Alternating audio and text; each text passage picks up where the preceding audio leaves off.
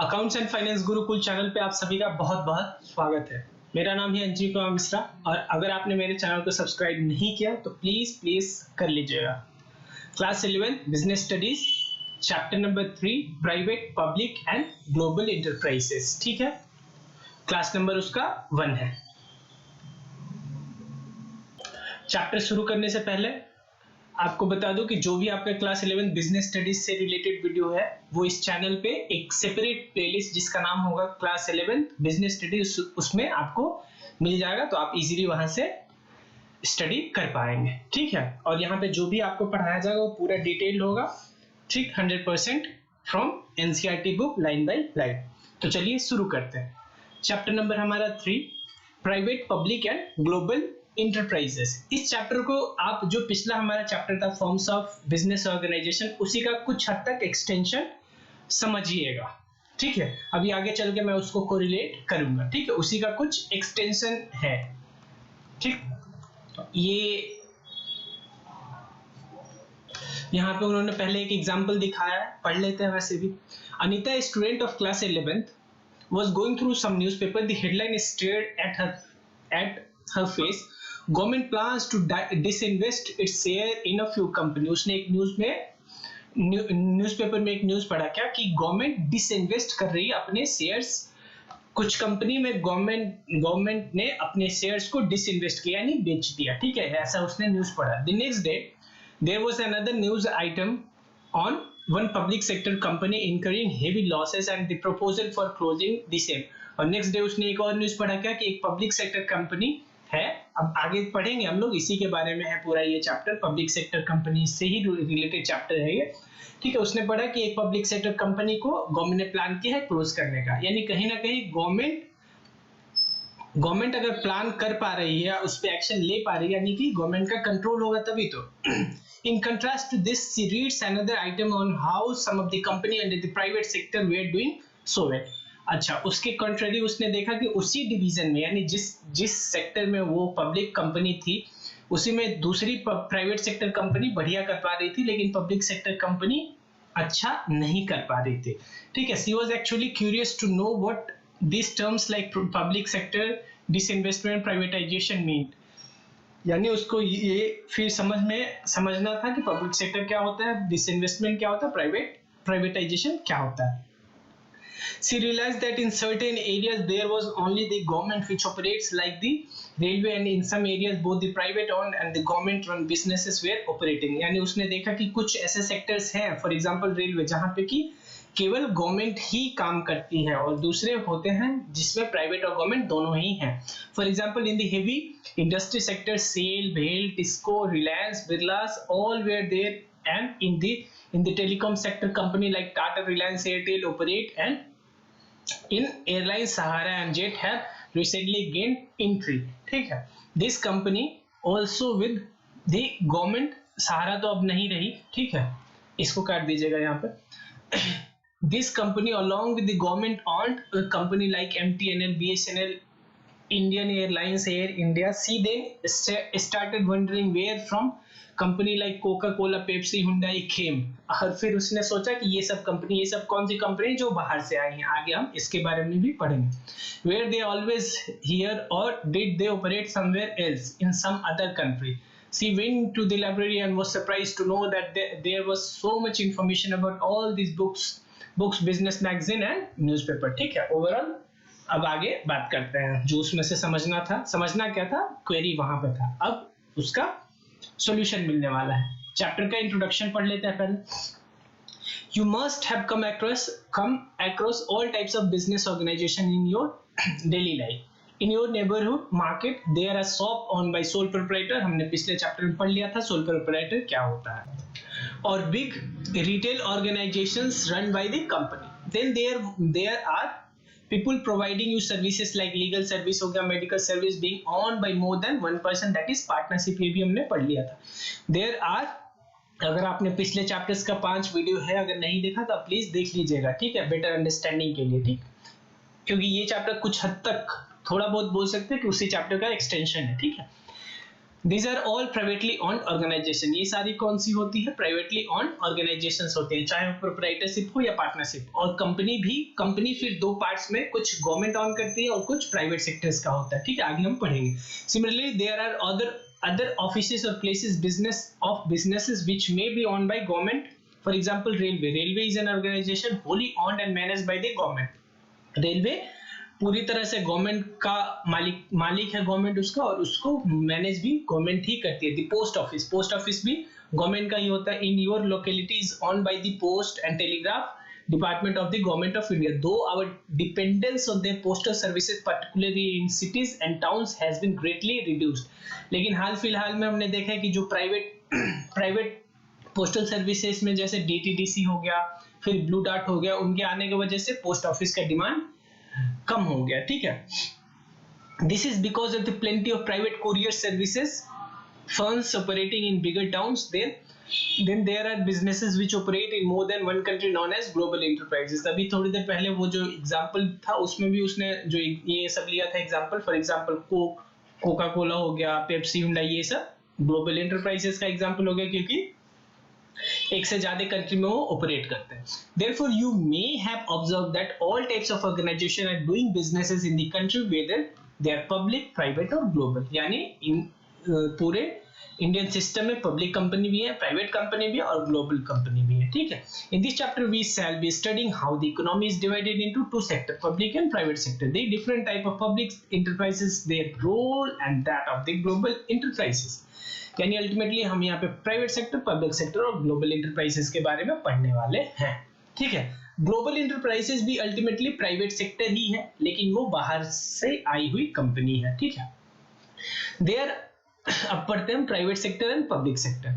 There are all kinds of business organizations, small or large, industrial or trading, privately owned or government owned, existing in our country. These organizations affect our daily economic life and therefore become part of Indian economy. Since the Indian economy consists of both privately owned and government owned business enterprises, it is known as mixed economy. और India में sense की दोनों तरह की companies हैं, चाहे वो privately owned हो या गवर्नमेंट ओन्ड, ठीक है, इसीलिए इसको मिक्स्ड इकोनॉमी बोला जाता है, ठीक है। जहां केवल पब्लिक सेक्टर होता है उसको सोशल इकोनॉमी बोलते हैं और उसको कैपिटल इकोनॉमी बोलते हैं, ठीक है, केवल प्राइवेटली वाले को, ठीक है। The government of India has opted for a mixed economy where both private and government enterprises are allowed to operate, ठीक है। The economic therefore may be classified into two sectors, which are private sector and public sector. The private sector consists of businesses owned by individual or a group of individual, as you have learned in the previous chapter. यानी अभी तक जो हमने पिछले chapter में पढ़ा था, चाहे वो सोल प्रोप्राइटरशिप हो, पार्टनरशिप हो, ज्वाइंट हिंदू फैमिली हो, कोऑपरेटिव सोसाइटी हो या नॉर्मल कंपनी हो, ठीक है, नॉर्मल कंपनी की बात कर रहा हूं, ठीक है, वो सब क्या है? प्राइवेट सेक्टर है, ठीक है। The various forms are, इनका एग्जांपल यही इन्होंने दे दिया, ये सारा एग्जांपल हो गया प्राइवेट सेक्टर का, ठीक है। The public sector consists of the various organization owned and managed by government. यानी जो मेरा प्राइवेट सेक्टर होता है, प्राइवेट सेक्टर को कौन का मालिक कौन होता है और कंट्रोल कौन करता है? इंडिविजुअल या ग्रुप ऑफ इंडिविजुअल, यानी एक आदमी या कुछ आदमी मिलकर। वैसे ही गवर्नमेंट कंपनी को कौन ऑन और मैनेज करता है? ये गवर्नमेंट ऑन और मैनेज करती है। वो स्टेट गवर्नमेंट भी हो सकती है, वो सेंट्रल गवर्नमेंट भी हो सकती है, यानी जैसे राज्य सरकार या पूरे भारत सरकार कोई भी ऑन कर सकते हैं, या वो दोनों मिलकर भी ऑन कर सकते हैं, ठीक है। आगे बढ़ते हैं, ये दोनों का डेफिनेशन है, याद कर लीजिए, एग्जाम में आ सकता है। This organisation may either be partly or wholly owned by central और state government, they may also be part of the ministry or come into existence by special act of parliament. ये भी याद करिएगा, क्या, या तो वो कि किसी सेंट्रल गवर्नमेंट का, किसी स्टेट गवर्नमेंट का, या उन दोनों का मिक्स का, या किसी गवर्नमेंट ने कोई मिनिस्ट्री बनाया हुआ उसका हो सकता, या गवर्नमेंट स्पेशल एक्ट से उस चीज को, पार्लियामेंट के स्पेशल एक्ट से भी बन सकता। फॉर एग्जांपल अभी एक आपको क्यूरियस कर देता हूं एग्जांपल देके, स्पेशल एक्ट्स का एग्जांपल देता हूं, जैसे रिजर्व बैंक ऑफ इंडिया है, उसका अपना एक एक्ट, पार्लियामेंट का एक्ट है, उसके थ्रू उसको फॉर्म किया गया। वैसे एलआईसी है, एलआईसी को भी एक स्पेशल एक्ट से ही फॉर्म किया गया है, ठीक है। ये सारी हमारे लिए क्या है? ठीक है, तो ये स्पेशल एक्ट पार्लियामेंट ने पास किया जिसके थ्रू इनका जन्म हुआ है। तो ये भी गवर्नमेंट यानी पब्लिक सेक्टर का एग्जांपल है। अच्छा, कुछ मिनिस्ट्री के अंदर जैसे आता है, जैसे इनकम टैक्स डिपार्टमेंट हो गया आपका, इनकम टैक्स डिपार्टमेंट हो गया। बहुत शॉर्ट में ही आप ध्यान, मतलब ज्यादा आप डीप में मत जाइएगा। जैसे देखिए, गवर्नमेंट का फंक्शनिंग जो होता है, गवर्नमेंट अपने आप को पहले मिनिस्ट्रीज में डिवाइड करती है। फॉर एग्जांपल जैसे सेंट्रल गवर्नमेंट ऑफ इंडिया जो है, इंडियन गवर्नमेंट, उसमें बहुत सारे मिनिस्ट्री है। फॉर एग्जांपल फाइनेंस मिनिस्ट्री हो गया, होम मिनिस्ट्री हो गया, डिफेंस मिनिस्ट्री हो गया। फिर फाइनेंस मिनिस्ट्री का एक डिपार्टमेंट क्या है, फाइनेंस मिनिस्ट्री के अंदर आता है आपका इनकम टैक्स डिपार्टमेंट। तो ये मिनिस्ट्री का पार्ट होगा, ठीक है। अब आगे पढ़ते हैं। The government through these enterprises participate in economic activity of the country, ठीक है। आगे पढ़ते हैं। The government in its industrial policy resolution from time to time defines the area of activity in which the private sector and public sector are allowed to operate। देखिए, आपने पढ़ा होगा 10th class में कि 1991 में इंडिया ने अपने economy को बहुत ही ज्यादा खोल दिया, यानी एलपीजी, जिसको लिबरलाइजेशन, प्राइवेटाइजेशन एंड ग्लोबलाइजेशन, ठीक है। उसमें एक्चुअली हुआ क्या था, पहले बहुत सारे डिपार्टमेंट्स थे। पहले बहुत सारे 1991 से पहले बहुत सारे ऐसे डिपार्टमेंट्स थे जहां पे केवल गवर्नमेंट ही ऑपरेट कर सकती थी, ठीक है। यहां तक कि जो टेलीकम्युनिकेशन था, यानी मोबाइल सर्विसेज था, वो केवल गवर्नमेंट के ही हाथ में था। फॉर एग्जांपल उस टाइम आता था बीएसएनएल करके आता था, ठीक है। तो उस टाइम केवल बीएसएनएल हो गया। अच्छा, बहुत फिर उसके बाद उसने अपने आप को धीरे धीरे लिबरलाइज किया, यानी कि गवर्नमेंट ने अपने पॉलिसीज को लिबरल बनाया और प्राइवेट सेक्टर को भी एंट्री दिया, ठीक है। तो एक बार तो उन्होंने डिसीजन लिया था 1948 में, ये याद कर लीजिएगा। उसमें भी कुछ लिबरलाइज किया। मेनली जो लिबरलाइजेशन हुआ है वो 1991 में हुआ है, ठीक है, मेनली, ठीक है। तो वही बोल रहा है कि धीरे धीरे गवर्नमेंट अच्छा, अभी अगर करेंटली बात करें तो केवल 3 सेक्टर है जहां पे गवर्नमेंट ही केवल काम कर सकती है, ठीक है। वो कौन कौन से सेक्टर हैं हम आगे देखने वाले हैं, ठीक है। तो आगे पढ़ते हैं। The government in its industrial policy resolution from time to time defines the area of activity in which the private sector and public sector are allowed to operate, ठीक है। यानी time to time government policy बनाती रहती है कि किन sector में private और पब्लिक सेक्टर ऑपरेट करेंगे। सबसे पहले in the industrial policy resolution in 1948 the government of India has specified the approach toward development of the industrial sector. 1948 में उन्होंने अपना प्लान बताया कि कैसे इंडस्ट्रियल सेक्टर को आगे बढ़ाना है, ठीक है। The role of the private and public sector were clearly defined and the government through various act and regulation was overseeing the economic activity of the both private and public sector, ठीक है। Starting में जब बात हुआ तो overall मतलब कह सकते हैं कि जो रूल रेगुलेशन था काफी टाइट था, ठीक है, ऐसा कह सकते हैं, ठीक है। अब आगे बात करते हैं द इंडस्ट्रियल पॉलिसी रेजोल्यूशन। उसके बाद 1948 के बाद 1956 में एक आया, had also laid down certain objective for the public sector to follow so as to accelerate the rate of growth and industrialization। 1956 में जो resolution पास हुआ, इंडस्ट्रियल पॉलिसी रेजोल्यूशन 1956 के अकॉर्डिंग, जो हमारा प्राइवेट इंडस्ट्रियलाइजेशन था उसमें रेट ऑफ ग्रोथ इंक्रीज करने का बात हुआ था, ठीक है। The public sector was given a lot of importance but at the same time mutual dependency of public and private sector was emphasized। उसमें क्या बात हुआ था, वैसे तो पब्लिक सेक्टर पे ज्यादा जोर दिया गया, लेकिन कुछ हद तक प्राइवेट सेक्टर्स को भी एंट्री दिया गया। लेकिन अब आया वो दौर जहां से इंडियन इकोनॉमिक सिस्टम पूरा चेंज हो गया। The 1991 industrial policy was radically different from all the earlier policies where the government was deliberating disinvestment of the public sector and allowing greater freedom to the public sector। Main यही है, main जो industrialisation का India में मतलब private sector आया और industrialisation बढ़ा, उसका मेन रीजन 1991 इंडस्ट्रियल पॉलिसी ही था। इसीलिए सबसे पहले तो कहाँ पे बात हुआ था, सबसे पहले 1948 में, फिर 1956 में। इन दोनों में बहुत ज्यादा कुछ नहीं हुआ। इन दोनों के बावजूद भी मेनली जो काम था वो किसका था, गवर्नमेंट सेक्टर का ही ज्यादा दबदबा रहा। लेकिन 1991 में गवर्नमेंट ने क्या किया, पहला तो उसने अपने अपने आपको बेचा। पहले तो गवर्नमेंट ने अपने कंपनीज को, जो पब्लिक कंपनी कहने का मतलब कि गवर्नमेंट कंपनी, आगे बात करेंगे, उसके शेयर्स, पब्लिक कंपनी को क्या किया उसने, डिसइन्वेस्ट किया यानी बेच दिया। डिसइन्वेस्टमेंट का सिंपल सा मतलब आप यही समझिएगा, सेल किया। अभी आगे हम बात करेंगे, या अभी कर लेते हैं। देखिए अभी हमने पिछले चैप्टर में जब कंपनी पढ़ा था, तो कंपनी में क्या होता है कि कंपनी में जिसका भी शेयर 50% से ज्यादा होगा वही उसी का दबदबा चलेगा। क्यों?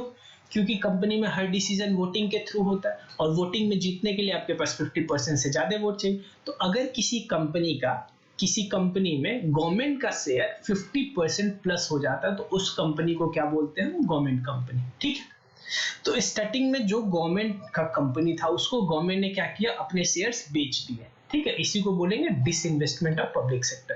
तो 1991 का जो पॉलिसी आया था उसमें गवर्नमेंट ने अपने जो भी पब्लिक सेक्टर कंपनीज थी उसको डिसइन्वेस्ट किया, यानी अपने शेयर्स को बेचा, और फ्रीडम दिया किसको, प्राइवेट सेक्टर, यानी बहुत सारा प्राइवेट सेक्टर में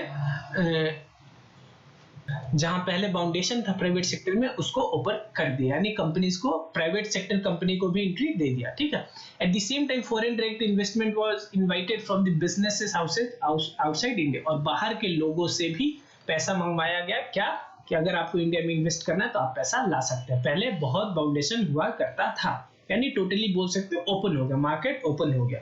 Thus, multinational corporation और global enterprises which operate in more than one country gain entry into the Indian economy। और इसी का नतीजा है कि कोक, पेप्सी, हुंडई, ये सारी जो कंपनी है हमारी एमएनसी, वो इंडिया में आ गए। ठीक है, एमएनसी या ग्लोबल इंटरप्राइज क्या होता है, वो कंपनी जो एक से ज्यादा देश में ऑपरेट करती है। ठीक है, Thus, we have public sector units, private sector enterprises, global enterprises coexisting in Indian economy। और यही पूरा दौर रहा कि कहां से शुरू हुआ था और आज का क्या सिचुएशन चल रहा है हमारा। ठीक है, आज के डेट में तो जैसे देखिए, अगर बाहर की कंपनी, अच्छा बाद में बात करेंगे, forms of organising public sector enterprises. Public sector enterprises को ऑर्गेनाइज करने का क्या फॉर्म होता है, यानी गवर्नमेंट क्या क्या टाइप्स बनाती है अपने अपने पब्लिक सेक्टर इंटरप्राइजेस को ऑर्गेनाइज करने के लिए।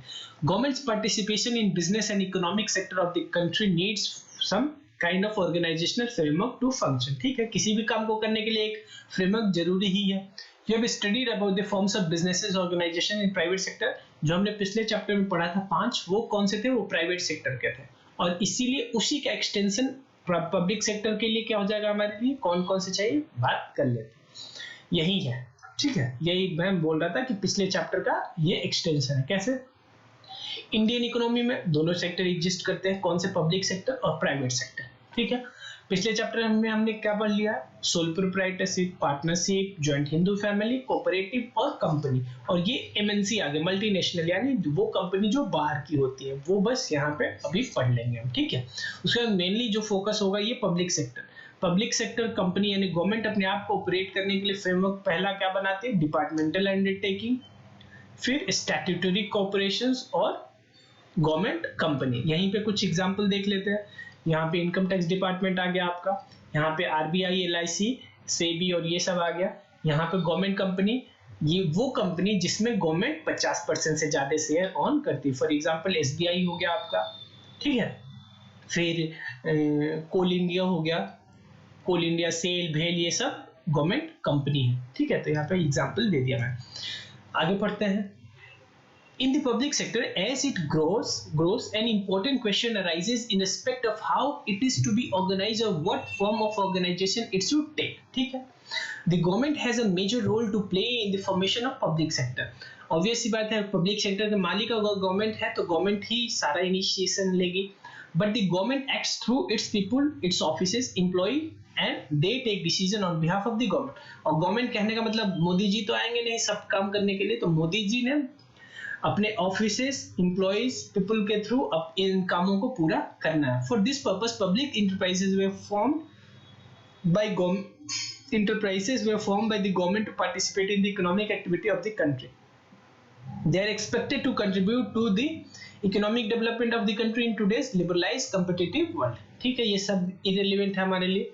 ठीक है, These public enterprises are owned by the public and are accountable to the public through the court. देखिए गवर्नमेंट कोई भी काम करती है उसमें अल्टीमेटली पैसा किसका लग रहा है? आम लोगों का लग रहा है, क्योंकि गवर्नमेंट जो भी काम करती है वो टैक्स लेती है और उसी को एक्सपेंस करती है। तो ये जो टैक्स होता है आम जनता का पैसा होता है। तो गवर्नमेंट अकाउंटेबल है, ठीक है, थ्रू पार्लियामेंट। और जवाब देने के लिए गवर्नमेंट कहाँ पे जवाब देती है? पार्लियामेंट पे खड़े होकर, ठीक है। तो यही बोल रहा है this public enterprises are owned by the public, यानी अल्टीमेटली इसमें पैसा लगा गवर्नमेंट का, और गवर्नमेंट किसका पैसा लेके लगाती है? पब्लिक से ही। तो अल्टीमेटली वो पब्लिक का ही हुआ, ठीक है। They are characterised by public ownership, public fund being used for its activity and public accountability। और ये सब फीचर्स है हमारे पब्लिक सेक्टर एंटरप्राइजेस का। क्या क्या फीचर है ये? पहला बोल रहा है कि मालिक कौन हुआ? पब्लिक। फंड किसने दिया? पब्लिक। और अकाउंटेबिलिटी किसकी कॉरेस्पॉन्डिंग है? पब्लिक के प्रति अकाउंटेबल है, ठीक है। आगे देखते हैं। A public enterprises may take any particular form of organization depending upon the nature of its operation and their relationship with the government, ठीक है। The suitability of a particular form of organization would depend upon its requirement. At the same time, in accordance with general principles, any organization in the public sector should ensure organizational performance, productivity and quality standard। यानी आप हम किसी भी काम को अगर आप कर रहे हैं, कोई भी काम हो, अगर खेती कर रहे हैं फिर भी आपको अपने प्रोडक्टिविटी पे फोकस करना चाहिए। और जो आप प्रोड्यूस कर रहे हैं, यानी जो भी, चाहे वो सर्विस हो या गुड्स हो, अल्टीमेटली उसका क्वालिटी अच्छा हो। तो गवर्नमेंट का जो भी ये पब्लिक सेक्टर यूनिट है उसका मेन काम क्या है? जो भी काम करे उसमें मिनिमम कॉस्ट हो और जो लोगों को सेवा दे रहे हैं वो मैक्सिमम क्वालिटी का हो सर्विस, ठीक है। The form of organization which a public enterprises may take are as follow। पहला हमने देख लिया डिपार्टमेंटल अंडरटेकिंग, स्टैट्यूटरी कॉर्पोरेशन और गवर्नमेंट कंपनी, ठीक है। ये सारे फॉर्म्स है पब्लिक सेक्टर के लिए। अब हम आगे बात करते हैं डिपार्टमेंटल अंडरटेकिंग्स का, ठीक है। This is the oldest and most traditional form of organising public enterprises, ठीक है। यानी ये मोस्ट ओल्ड फैशन है, यानी ओल्ड और मोस्ट ट्रेडिशनल वाला है, ठीक है। आगे देखते हैं क्या होता है। These enterprises are established at department of the ministry and are considered part of the extension of the ministry itself। Already हमने ये बात कर लिया है क्या, कि गवर्नमेंट को जब ऑपरेट करना होता है, for example government of India है, ठीक है, तो ये अपने फंक्शंस को किस चीज में बांटेगी? बहुत सारे मिनिस्ट्रीज में। अब मिनिस्ट्री ऑफ फाइनेंस है, वो अपने काम को किस चीज में बांटेगा? बहुत सारे डिपार्टमेंट बनाएगा, उसमें से एक डिपार्टमेंट है इनकम टैक्स डिपार्टमेंट, ठीक है।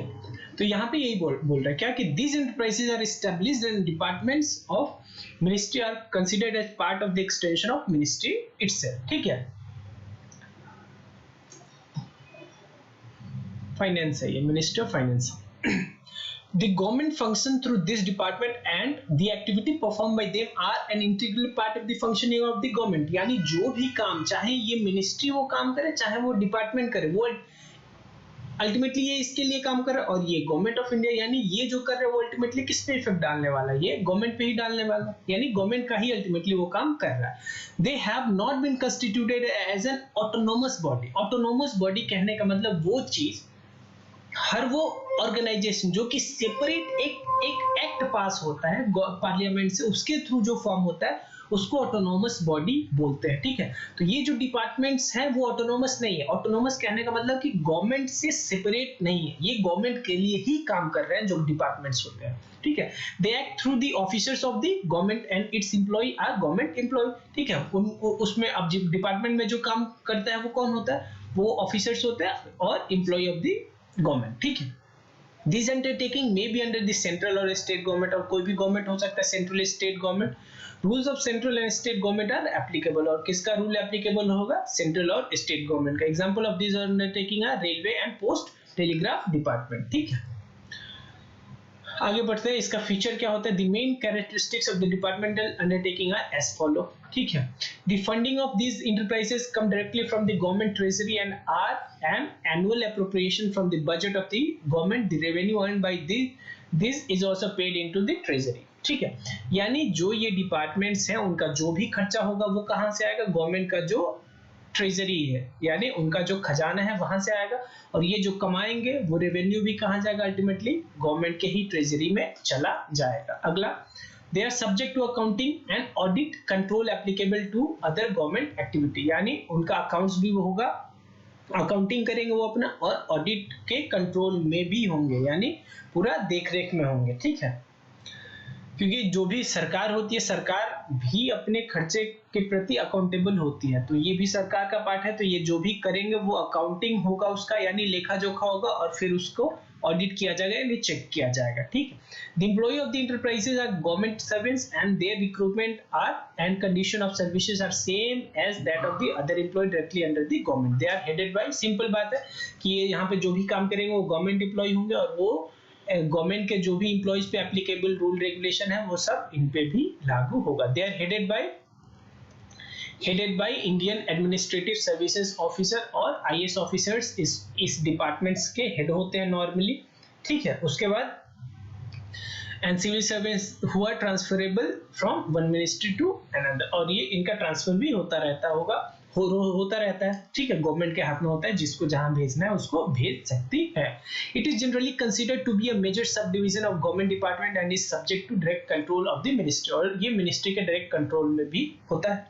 They are accountable to the ministry and since their management is directly under the concerned ministry. ठीक है, यानी ये अकाउंटेबल है किसके प्रति, मिनिस्ट्री के प्रति, जिससे डायरेक्टली ये कंसर्न्ड है, जिस मिनिस्ट्री के। फॉर एग्जांपल जो हमारा इनकम टैक्स डिपार्टमेंट है वो मिनिस्ट्री ऑफ फाइनेंस के अंदर आता है, तो ये किसके प्रति अकाउंटेबल है, मिनिस्ट्री ऑफ फाइनेंस के। ठीक है, अब बात करते हैं merit. Departmental undertaking have certain advantage which are as follow. This undertaking facilitate the parliament to exercise effective control over their operation. ठीक है, यानी ये जो भी काम करेंगे उस पे गवर्नमेंट का डायरेक्ट कंट्रोल है, तो ये एक तरह से बेनिफिट हो गया। This ensure high degree of public accountability. ठीक है, और ये पब्लिक का पैसा लग रहा है तो पब्लिक के प्रति ये अकाउंटेबल है, तो ये अच्छा बात है। The revenue earned by the enterprises goes directly to the treasury and hence the source of income of the government, यानी ये जो भी कमाएंगे अल्टीमेटली गवर्नमेंट के पास, गवर्नमेंट के खजाने में चला जाएगा, ये तो ये भी एक अच्छा बात है, मेरिट है। ठीक है, where national security is concern this form is more suitable since it is under the direct control and supervision of the concern ministry. अच्छा, गवर्नमेंट का डायरेक्ट कंट्रोल है, गवर्नमेंट अपने सिक्योरिटी से रिलेटेड कोई भी काम अगर करेगी, ठीक है, तो वो इजीली इनको इंस्ट्रक्ट कर सकती है। ठीक है, यानी ये सब कुछ बात घुमा के इनको पॉइंट बनाना है। ठीक है, ये आप याद कर लीजिएगा, एग्जाम में आ सकता है। ठीक है, ये मैं मान रहा हूँ कि एज कम्पेयर टू जो वो सब है, इसमें ज्यादा अंडरस्टैंडिंग कुछ है नहीं, इनको पॉइंट बनाना है तो पॉइंट बन गया। अगला बात है लिमिटेशंस का। This form of organisation suffer from serious drawback, some of which are as follow. Serious drawback है क्या क्या, departmental undertaking fails to provide flexibility which is essential for smooth functioning and operation of business. देखिए, कोई भी business अगर करेंगे आप तो हो सकता है बिजनेस इन्वायरमेंट पे डिपेंडेंट है, और इन्वायरमेंट बहुत ही ज्यादा रैपिड चेंज होता है, तो रैपिड चेंज इन्वायरमेंट के साथ साथ ये जरूरी है कि जो हमारा स्ट्रेटेजी है, जो फंक्शनिंग है, उसको भी चेंज करें। लेकिन इसमें क्या है, डिपार्टमेंटल अंडरटेकिंग की किस में फ्लेक्सिबिलिटी नहीं है। ठीक है, और फ्लेक्सिबिलिटी नहीं होने की वजह से हम अपने डिसीजंस को जल्दी नहीं ले पाते हैं। ठीक है, बहुत अगर कंपनी को कोई भी डिसीजन लेना है तो पहले मिनिस्ट्री से जो डिपार्टमेंट है उसको कोई भी बड़ा डिसीजन अगर लेना है तो उसको मिनिस्ट्री से अप्रूवल लेना पड़ेगा, उसमें बहुत टाइम कंज्यूम होगा, तो इसीलिए बोला जा रहा है क्या कि फ्लेक्सिबल नहीं है, और इसलिए उनका ऑपरेशन थोड़ा सा स्लो हो जाता है। द एम्प्लॉय और head of the department of such undertaking are not allowed to take independent decision, और जो एम्प्लॉय और ऑफिसर्स है वो इंडिपेंडेंटली डिसीजन नहीं ले सकते, यानी फिर ये भी एक लिमिटेशन हो जाएगा। ठीक है, मिनिस्ट्री कंसर्न से पहले परमिशन लेना पड़ेगा। These departments are unable to take advantage of business opportunity. Same वही सब बात बोल रहा है कि बिजनेस अपॉर्चुनिटी अगर उनको दिख भी रहा है फिर भी वो डिसीजन नहीं ले सकते हैं। डिसीजन लेने के लिए उनको पहले अप्रूवल लेना पड़ेगा। There is red tapeism in day-to-day operation and no action can be taken unless it goes through the proper channel of authority. Same बात, एक ही बात को फिर चार बात में इन्होंने कन्वर्ट किया।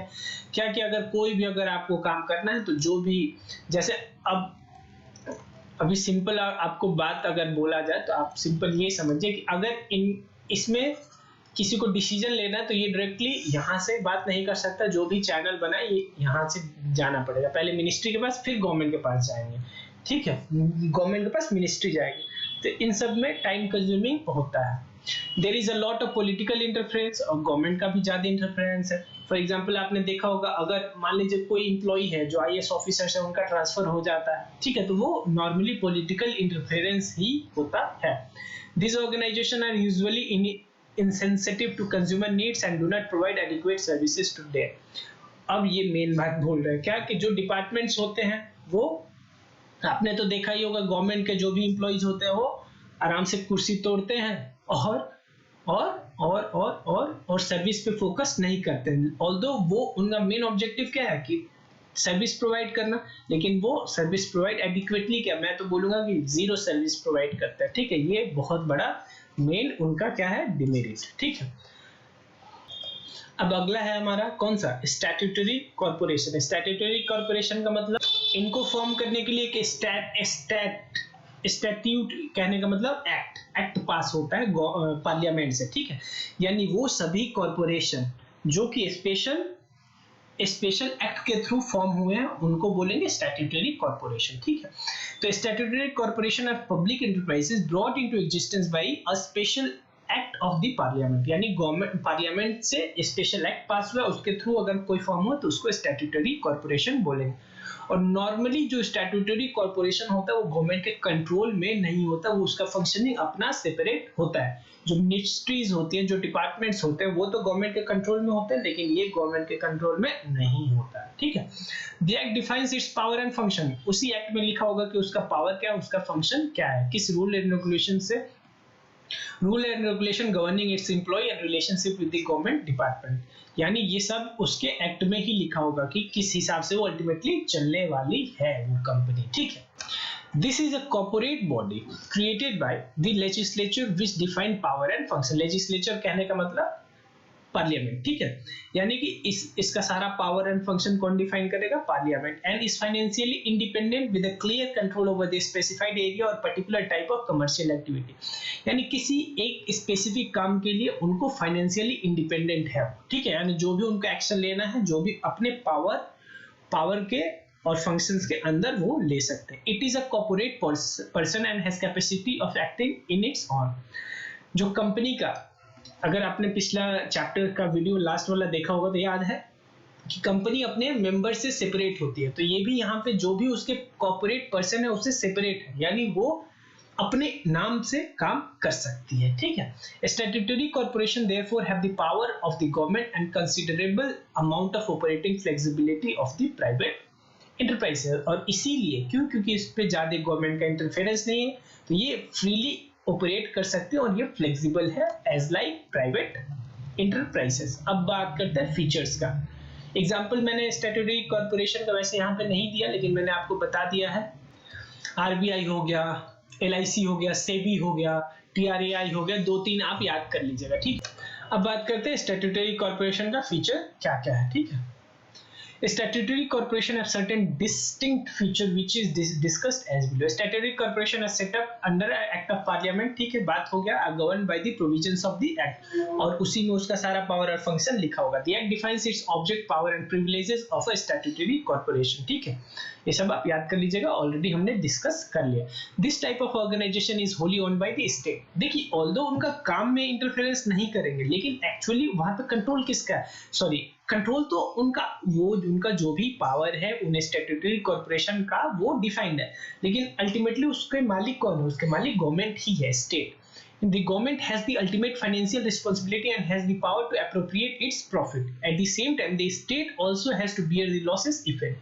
देखिए, सिंपल सा बात बता रहा हूं, अगर कोई भी स्टैट्यूटरी कॉर्पोरेशन प्रॉफिट कमा रही है, लॉस कमा रही है, वो प्रॉफिट लॉस किसका होगा, गवर्नमेंट का ही होगा, लेकिन उसका जो काम है वहां पे गवर्नमेंट का इंटरफेरेंस नहीं होगा. ठीक, statutory corporation is a body corporate and can sue and be sued, enter into contract and acquire property in its own name. Already हमने पढ़ लिया था क्या, कि सेपरेट एंटिटी होते हैं. ठीक है, this type of enterprises is usually independent financed. ठीक है, independently finance. It obtains funds by borrowing from the government or from public through revenue derived from sale of goods or services. It has the authority to use its revenue. यानी इसको पैसा भी independently financed होता है. ठीक है, यानी हो सकता है गवर्नमेंट भी कुछ दे दे और भी कहीं से भी पैसा अरेंज कर सकती है और उसको खर्च करने के लिए ये फ्री है. A statutory corporation is not subject to the same accounting and auditing procedure applicable to the government departments. यानी गवर्नमेंट डिपार्टमेंट्स का ऑडिट होता है, ऑडिट आपके रेलिवेंट नहीं है, यानी उनको अपना अकाउंट्स मेंटेन करना पड़ता है, अपना ऑडिट होता है, लेकिन यहाँ पे अकाउंटिंग और ऑडिट सेम नहीं है गवर्नमेंट डिपार्टमेंट, यानी यहाँ पे उतना स्ट्रिक्ट नहीं है, ठीक है. The employ of these enterprises are not the government or civil servant and are not govern by the government rule and regulation. यहाँ पे जो भी इंप्लॉइज होते हैं उनके इंप्लॉइज नहीं है, गवर्नमेंट के इंप्लॉइज नहीं है, वो अपना सेपरेट रूल रेगुलेशन उनका होता है. इन इंप्लॉइज का सेपरेट रूल रेगुलेशन होगा, ठीक है, separate rule regulation other than the government employee. The condition of services of the employees are governed by the provision of the act itself. At times, some officers are taken from government department on deputation to head this organization. In organization को head करने के लिए normally government से officers लिया जा सकता है, लेकिन normally जो employees और officers होते हैं वो separate होते हैं other than that of the government. ठीक है, इसका merit बात कर लेते हैं. merit क्या होता है? This form of organization enjoys certain advantages. वो भी हमें पता है क्या कि ये ज़्यादा free है, flexible है, ठीक है. इनके फंड्स को यूज करने में कोई बाउंडेशन नहीं है इनके पास. ये सब आपको याद करना, मुझे पता है कि आपको याद करने में तकलीफ होगा क्योंकि ये ज्यादा पॉइंट वाइज नहीं है, तो कोशिश करिएगा. चार सभी के मेरिट डिमेरिट. देखिए एक्चुअली याद करिए, मैं पिछले ही चैप्टर से बोलते आ रहा हूँ, जो भी इसका फीचर, आप फीचर पे फोकस करिए, ठीक है, उसी से आपको मेरिट और डिमेरिट अल्टीमेटली मिल जाएगा, ठीक है. यानी मैं तो बोलूंगा ये तीनों, चाहे वो डिपार्टमेंटल अंडरटेकिंग हो, स्टैट्यूटरी कॉर्पोरेशन हो, चाहे आपका गवर्नमेंट कंपनी, इन तीनों का आप फीचर याद कर लीजिएगा. मेरिट और डिमेरिट ही तो फीचर है उसका, ठीक है. तो बात करते हैं क्या कि they enjoy independence in their functioning and high degree of operational flexibility. उनको इंडिपेंडेंट है, यानी गवर्नमेंट का ज्यादा कंट्रोल नहीं है, और इसीलिए वो अपने ऑपरेशंस को फ्लेक्सिबल बना सकते हैं और एज रिक्वायर्ड वो चेंज कर सकते हैं, ठीक. Since the fund of these organizations do not come from the central budget, the government generally doesn't interfere in their. देखिए इनको गवर्नमेंट नॉर्मली बजट से पैसा नहीं देती है, वैसे कम पड़ जाता है तो कभी कभी दे सकती है गवर्नमेंट, लेकिन नॉर्मली ये अपने ही पैसा कमाते भी और उसी से खर्च कर देते हैं, ठीक है. तो इसीलिए गवर्नमेंट भी इंटरफेयर नहीं करती है, क्योंकि जब पैसा नहीं दे रही है तो इंटरफेरेंस करना बनता नहीं है. Since their autonomous organisation they frame their own policy and procedure within the power assigned to them by the act. इनको जो भी पावर असाइन किया गया है उनके एक्ट से, उसी से वो रूल रेगुलेशन अपना फ्रेम करते हैं, ठीक है, और किसी और पे ज्यादा निर्भर नहीं है. मेनली गवर्नमेंट से या मिनिस्ट्री से कोई रिलेशन उनका नहीं है. A statutory corporation is a valuable instrument for economic development. It has power of government combined with the initiative of private enterprises. यानी इनका अपना ही वैल्यू है. देखिए ये गवर्नमेंट भी है खुद में, क्योंकि एक अलग ही सेपरेट लॉ है इनका, और ये फ्लेक्सिबल भी है प्राइवेट इंटरप्राइजेस को के जैसे, ठीक है. अगला limitation. This type of organisation suffer from several limitation which are as follow. कोई भी ऐसा चीज नहीं है जिसका मेरिट भी हो, मतलब सबका अपना मेरिट है और डिमेरिट, ठीक है, तो इनका भी वैसे ही लिमिटेशन है. In reality statutory corporation doesn't enjoys much operational flexibility as stated above. वैसे कहने के लिए तो बहुत फ्लेक्सिबल है, लेकिन वैसे फ्लेक्सिबल नहीं है. All action are subject to many rule and regulation. Government का कंट्रोल नहीं है, लेकिन बहुत सारे रूल रेगुलेशन उनके ऊपर भी लागू होता है. Government and political interference has always been there in major decision or where huge funds are involve. जब पैसा ज्यादा इन्वॉल्व होता है तो गवर्नमेंट का भी और पॉलिटिक्स का भी इंटरफेरेंस वहां पे हो जाता है, ठीक है. Where there is dealing with the public, rampant corruption exists. देखिए यानी करप्शन भी, देखिए लोगों के साथ अपना ये बनाना है, ठीक है, डील करना है, तो वहां पे करप्शन भी पॉसिबिलिटी है. The government has a practice of appointing adviser to the corporation board. This curbs the freedom of corporation in entering into contract and other decision. If there is any disagreement, the matter is referred to the government for final decision. This further delays action. देखिए actually है क्या ना, government, अभी हमने बात किया था कि इनको हेड कौन करती है, गवर्नमेंट ही उसके लिए हेड करने के लिए एम्प्लॉय भेजती है, और वो भी जो भी डिसीजन होगा उनका भी इंटरफेरेंस होगा. अब कुछ ऐसा हुआ तो फिर क्या होगा कि मतलब उसका भी बात माना जाएगा, यानी अल्टीमेटली कह सकते हैं कि ज्यादा फ्रीडम नहीं है और गवर्नमेंट भी उसमें इंटरफेयर कर दे रही है इनडायरेक्टली, ठीक है. अब अगला बात कर लेते हैं, ठीक है. गवर्नमेंट कंपनी सीधे सेम कंपनी ही है, गवर्नमेंट कंपनी भी सेम कंपनी ही है, ये भी कोई बिजनेस ही करेगी. अब ठीक है, इसमें बस होगा क्या कि जो कंपनी का शेयर है उसमें 50% से ज्यादा शेयर किसका होगा, गवर्नमेंट का होगा, चाहे वो सेंट्रल गवर्नमेंट का हो, स्टेट गवर्नमेंट का, या दोनों का मिक्स का। ठीक है, सिंपल समझ गए। A government company is established under the Companies Act, same जैसे कंपनी पे कंपनी एक्ट 2013 लगता है वैसे गवर्नमेंट कंपनी पे भी वही लगेगा, and is registered and govern by the provision of this act, और ये भी गवर्न किससे होंगे, उसी एक्ट से ही ये लोग भी गवर्न होंगे। ठीक है, और ये भी नॉर्मल कंपनी की तरह क्या करेंगी, business. These are established for purely business purpose and in true spirit compete with the company in the private sector, और जैसी प्राइवेट सेक्टर कंपनी है वैसे ही उनसे ही ये compete करेंगे, कंपटीशन होगा। फॉर एग्जांपल गवर्नमेंट कंपनी का एक एग्जांपल मैं आपको देता हूँ, state bank of India SBI, ये गवर्नमेंट कंपनी है। क्यों? क्योंकि सेंट्रल गवर्नमेंट का इसमें 50% से ज्यादा शेयर है।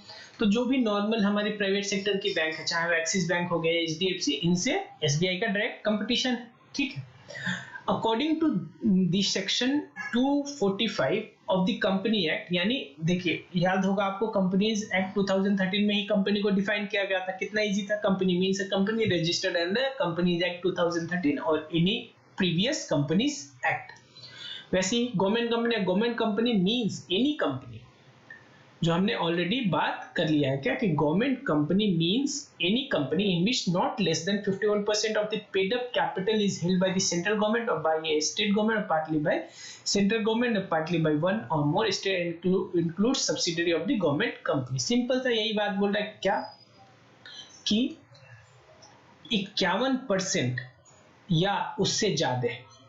देखिए बात यहाँ 50% का नहीं होता है, बात अल्टीमेटली होता है 51% का, यानी या तो 51% या उससे ज्यादा शेयर्स कंपनी का कौन ऑन करे, या तो अकेले इस कोई सेंट्रल गवर्नमेंट या स्टेट गवर्नमेंट या दोनों का मिला के, ठीक है, या एक या दो स्टेट गवर्नमेंट भी मिल गए।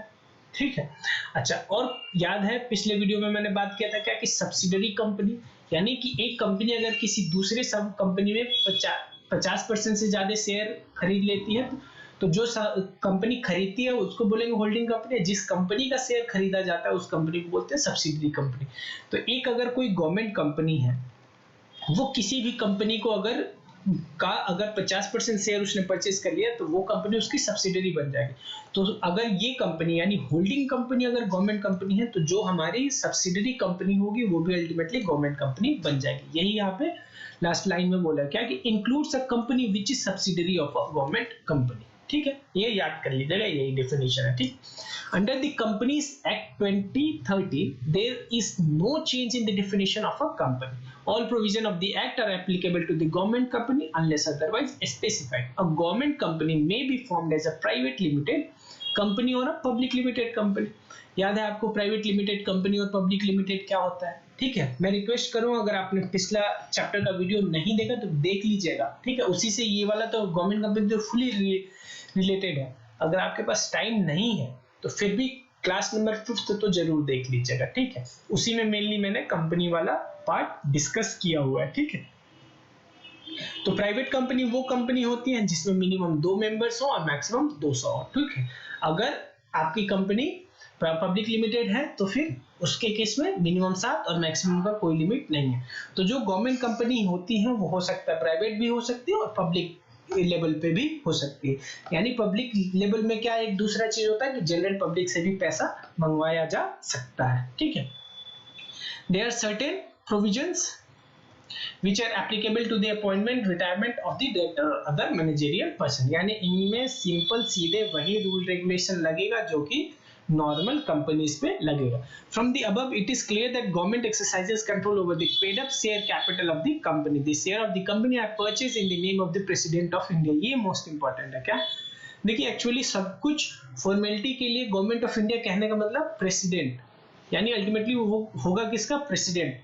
और प्रेसिडेंट कोई नाम नहीं है, ये एक डिजिग्नेशन है, यानी पद है कोई। ठीक है, यानी प्रेसिडेंट आएंगे जाएंगे लेकिन वो जो पोजीशन है वो बना रहेगा। तो ये जहां जो भी यहाँ पे परचेज होता है वो किसके नाम से होता है, शेयर्स प्रेसिडेंट ऑफ इंडिया के नाम से। ठीक, since the government is the major share holder exercises control over the management of this company, they are known as government company. ठीक है, और गवर्नमेंट के पास ही 50% से ज्यादा शेयर है, तो फिर कंट्रोल भी उसी का होगा, क्योंकि आपको पता है कि कंपनी के केस में सारा डिसीजन वोटिंग के थ्रू होता है। अब बात कर लेते हैं features. Government company have certain characteristics which makes them distinct from other forms of organization. ठीक है, it is an organization created under Companies Act 2013 and any of the previous company law. वो तो हम लोगों को ऑलरेडी पता है, company का नॉर्मल डेफिनेशन ही है ये क्या कि company means a company which is registered under companies act 2013 और previous company loss. The company can file a suit, ये सेपरेट लीगल एंटिटी वाला कंसेप्ट हो गया. The company can file a suit in a court of law against any third party और B suit, यानी कोई company पे case भी कर सकता है, कंपनी भी किसी पे केस कर सकती है. सिंपल, ये गवर्नमेंट कंपनी वाला ही फीचर है, पिछले class number 5 of previous chapter में हमने देख लिया था. The company can enter into a contract and can acquire property in its own name. ये भी फीचर सेपरेट लीगल एंटिटी का हो गया कि कंपनी कॉन्ट्रैक्ट में एंट्री ले सकती है और प्रॉपर्टी भी खरीद सकती है अपने नाम से. The management of the company is regulated by the provision of the Companies Act like any other public limited company. जैसे नॉर्मल कंपनी का मैनेजमेंट काम करता है, बोर्ड ऑफ डायरेक्टर्स, वैसे ही गवर्नमेंट कंपनी में भी बोर्ड ऑफ डायरेक्टर्स होंगे. ठीक है. The employee of the company are appointed according to their own rule and regulation as contained in memorandum and article of association of the company. जो भी उसके एम्प्लॉइज होंगे वो उस कंपनी के जो भी, देखिए आगे हम पढ़ेंगे, आगे के कुछ चैप्टर्स हैं जिसमें मेमोरेंडम और आर्टिकल, यानी कंपनी कैसे ऑपरेट करेगी ये सब कहाँ लिखा होता है, मेमोरेंडम और आर्टिकल ऑफ एसोसिएशंस में. ठीक है, तो उसी में ये सब रूल एंड रेगुलेशन होगा कि कंपनी में जो भी इंप्लॉइज होंगे कैसे रिक्रूट होंगे, क्या उनका पोजीशन होगा, ये सब वहीं पे लिखा होगा. यानी गवर्नमेंट का कम डायरेक्ट इंटरफेरेंस नहीं है, वैसे तो इनडायरेक्टली गवर्नमेंट ही फॉर्मुलेट करेगी वो. ठीक है. This company are exempted from accounting and audit rules and procedure. Government का डायरेक्ट ऑडिट और अकाउंटिंग यहाँ पर नहीं होता, वैसे ऑडिट उनको कराना पड़ता है. ठीक है, लेकिन डायरेक्ट गवर्नमेंट का नहीं होता है. ठीक है. The government company obtains its funds from government shareholding and other private shareholder. Government company के पास जो पैसा आता है दो जगह से आएगा. सीधे बात है, कंपनी में पैसा कौन लगाता है, शेयर होल्डर. तो शेयर गवर्नमेंट के पास जो है वो गवर्नमेंट लगाएगी, और जो नॉर्मल पब्लिक के पास भी तो शेयर हो सकता है. जैसे एसबीआई एक गवर्नमेंट कंपनी है, उसमें 50% 51% से ही ज्यादा, या तो 51% है उससे ज्यादा ही गवर्नमेंट के पास है, उसके अलावा जो भी है वो जनरल पब्लिक के पास है. तो उसी दोनों लोग पैसा देंगे कंपनी को ऑपरेट करने के लिए. ठीक है. अब बात करते हैं मेरिट का. मेरिट क्या है, गवर्नमेंट कंपनी जो है several advantages. A government company can be established bye fulfilling the requirement of the Indian company x separate legal entity. इसका क्या मेरिट है मुझे तो समझ में ही नहीं आ रहा है, डेफिनेशन ही लिख दे रहा है. ठीक है, मेरिट क्या है ये नहीं पता मुझे, बस लिख ली, याद कर लीजिए. आप लिखे हैं वो लोग तो सही ही होंगे. ठीक है. सिंपल क्या कि गवर्नमेंट कंपनी बहुत ही इजीली फॉर्म, हाँ यही बोलना चाहते हैं क्या कि इजीली फॉर्म हो जाता है सीधे इंडियन कंपनीज एक्ट में, लेकिन डिपार्टमेंट और स्टैट्यूटरी कॉर्पोरेशन फॉर्म करने में बहुत ही टाइम कंज्यूम होता है. It has a separate legal entity, enjoys autonomy in management decision and takes action according to business prudence. ठीक है, यहाँ पे जो भी डिसीजन होगा बिजनेस एंगल से होगा, बिजनेस में किससे प्रॉफिट ज्यादा होगा. ठीक है.